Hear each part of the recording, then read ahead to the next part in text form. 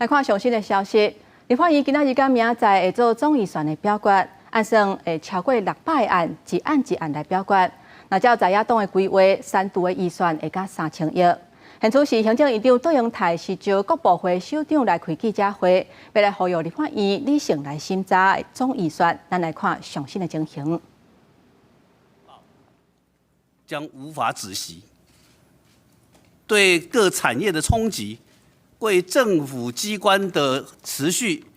正常的运作，终将造成相当大而且无法弥补的错误跟损失。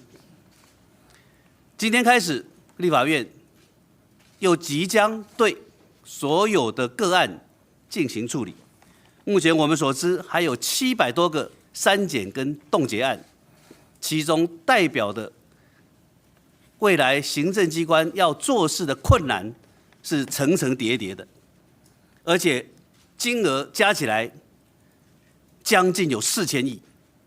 这将是我们无法在未来顺畅推动政务的非常重要的关键。因此，今天一大早，我跟副院长、秘书长跟我们几位我们形容为重灾区的部会首长们一起在这里，我要公开再度向立法院、向国会要求，凡是阻碍国家发展、影响政府运作的所有通商案，请重新审议。凡是架空瘫痪政府机关、影响国家安全的预算，请全数撤回。凡是对文化政策预算的保留，还有对打诈团队预算的删除，拨补台电民生用电预算的补助，请在野党团要能够认真的全数保留。另外，关于各级法院、各级检察署、监察院、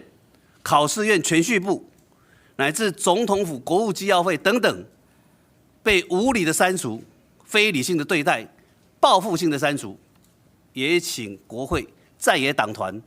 能够审慎的、理性的倾听民意，停止这种错误，能够悬崖勒马。我重点再一一的向国人同胞来报告，通案删减的不合理，